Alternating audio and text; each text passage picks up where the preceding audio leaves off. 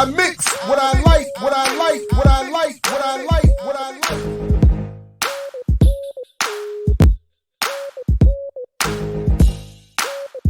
I mix what I like, what I like, what I like, what I like, what I like.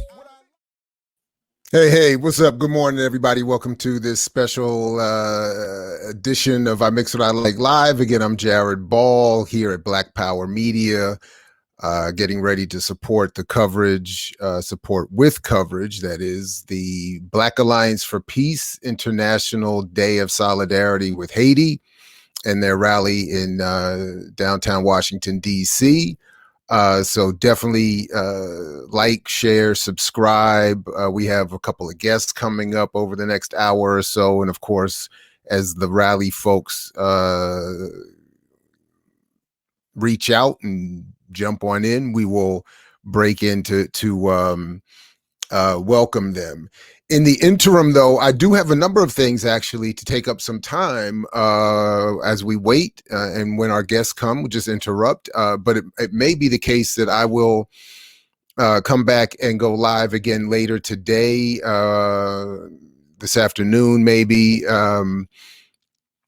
to cover and to finish covering some of the stuff I want to start with this morning. But we'll see how it goes. But the first thing I just want to say is that we want to shout out and welcome the newest addition to the Black Power Media channel in terms of shows getting off the ground, and that is, of course, the Real Talk program with Dr. Sundiata Chajuwa, which just launched the other day. If you haven't gotten a chance to see it, you definitely have to watch it.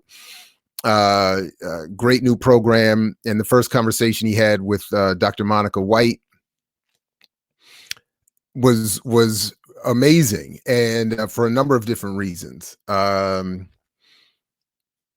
And again, I recognize that, see, I'm lagging here again a little bit. I really don't understand what it's sometimes hard not to be a little suspicious because there's no issues with my internet.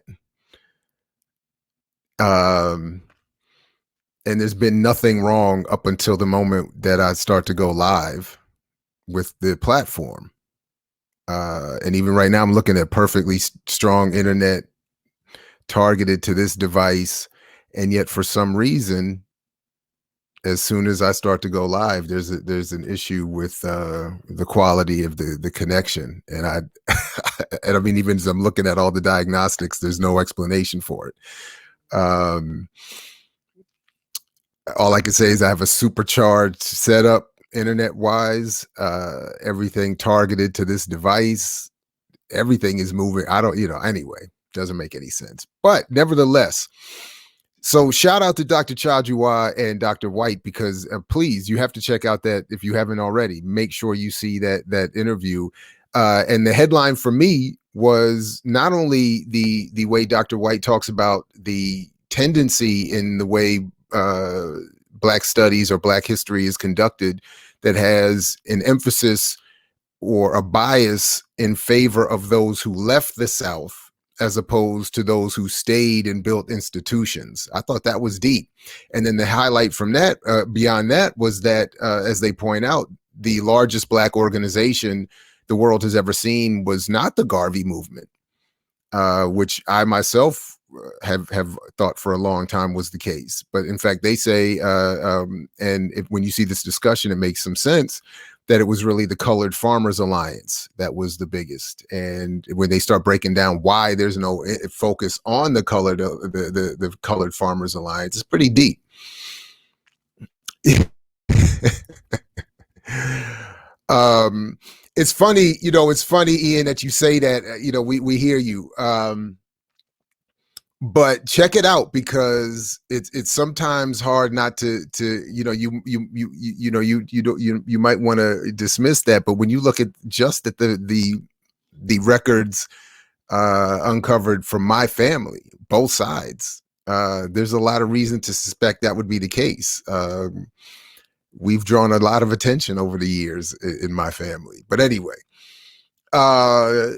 So that was one thing. So shout out to Dr. Chajuwa and Dr. White. That was a fantastic conversation.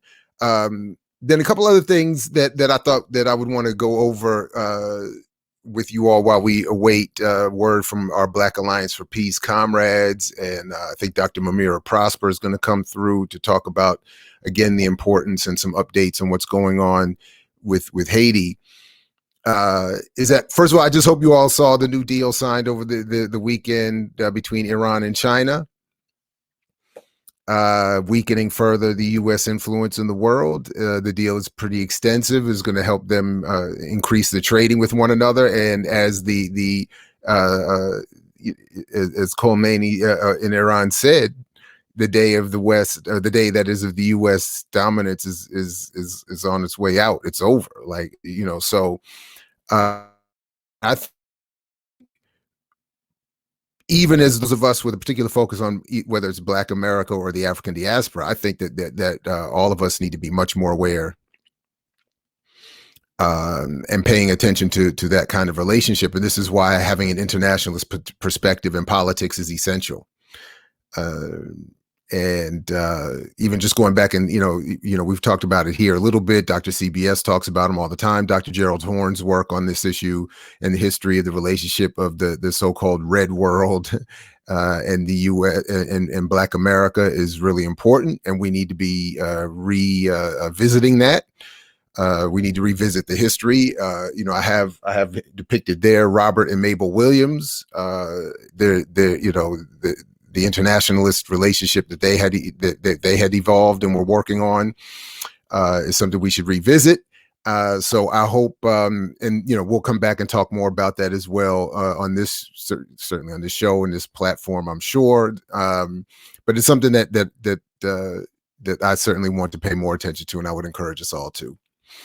There's a couple of other things also. I don't know if anybody else. I've recommended this outlet a lot over the last few weeks or months, and I want to say again and encourage. Let's see, that folks add to their media diet this outlet here. Wall Street on Parade, which is just a sort of a family outfit, the Mertens, a husband and wife team, who I have invited to come on. And unfortunately, they don't give interviews. They're just focused on their work. But as I continue to say, when you see the work that they do, you'll understand why. And this is one of the stories, a couple of weeks ago when the GameStop story was breaking big, I did a video about it based on the Mertens' work and some others. And I would encourage people to go back and check that out because among many other things, I get to say, I think pretty clearly by now that I was right, that all this, the uproar that people were wanting to make about this being a sort of day versus Goliath, the little guy using capitalism and using the market to overthrow the big guys was not real. And what the Mertens were showing, among other things, was that the principal players who were being depicted as some small retail traders in his basement was in fact a well-funded and placed and licensed and employed Wall Street financier, and that a lot of big ones, that while some were being noted for losing money in all of the increased investment in GameStop, first of all, they were backed up and supported by bigger financial groups, so it's not like they went fully under. And more to the point here, and as I'm showing in this piece here, there were even other bigger hedge funds and Wall Street players and banks involved in quote unquote pun intended, hedging their bets, and were making themselves plenty of money while it was being said that the little guy was doing all of that. So in a story that just came out the other day through the Mertens, Wall Street on Parade, what they're talking about here, a massive increase in trading in GameStop by dark pools owned by mega Wall Street banks coincided with the spike in share price. They've done the research to show that at the time when everybody was talking about, look at all the little guys investing and making a killing and paying off their student loan debts and blah, blah, blah, blah, blah, and creating, I think, a whole bunch of mythology around what can be done in, in Wall Street trading.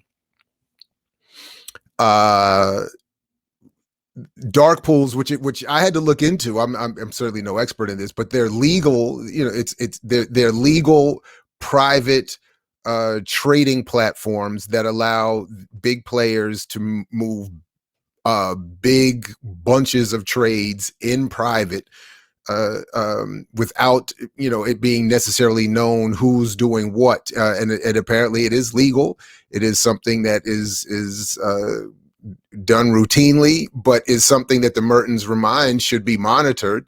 And as they say here, if the Securities and Exchange Commission is not taking a hard look at the involvement of dark pools owned by the biggest banks on Wall Street during the meteoric spike in price of GameStop shares in late January, then we have to conclude that it doesn't want to actually get at the truth. Wall Street on Parade spent 1 hour combing through the dark pool trading data available through Wall Street's self-regulator, FINRA, and the evidence of dark pool's involvement in the dodgy trading in GameStop is striking. GameStop is a New York Stock Exchange listed company and has been trading like a penny stock operated out of a boiler room, raising questions about its integrity of U.S. markets. By the way, there's the movie that got Vin Diesel star increasingly on the rise. Was the movie Boiler Room, which just shows you just how traders can set up phony stock and pump and dump operations. If you want to see a dramatized, fictionalized, view of what is being discussed there. FINRA only provides dark pool data lumped together for an entire week instead of on a daily basis, but even using the less than transparent weekly data, the correlation is striking. From the week of December 21st to the week of January 25th, dark pools trading volume in GameStop went from 4.9 million shares in a total week to 44.1 million. An increase of 800%. The share price of stock likewise went from a closing price of little over $15 on December 21st to over 193 on January 28th, an increase of 1,100%. So again, it's not. And then they actually go into and they talk a little bit about how these dark pools those using them, like UBS, and by the way, UBS has been involved in so much international money laundering and banking scandals, as has JP Morgan Chase, who were described later in this piece in terms of their pricing scandals and why the Merton think that there is not people, but the Securities and Exchange Commission. Anyway, but the point for me is that again, this wasn't some David and Goliath situation where people could be where small people could get together and overcome big hedge funds, again, because those big hedge funds are protected by even bigger entities. And then of course the biggest entities themselves were involved on basically both sides of the bet and were making all this money hand over fist anyway. So anyway, I do invite people to go back and check the previous video, and I'll put the link in here, to this video as well, when it, later on. But I encourage people to go check that video out because, again, happily and I don't mind, breaking out, as we used to say on radio, the big bag of "I told you so's." But, all these people running around here, there is no capitalist scheme we can use to overcome and overturn and redistribute wealth. Okay. We need political power and public policy to address all of this. And if you really want all of these details beyond my ability to explain, please check Wall Street on Parade, because their blog is fascinating and very revealing. And again, it shows that the biggest players are involved and they're being protected, and they're making plenty of money, despite it being said that again, that this was some David and Goliath situation. So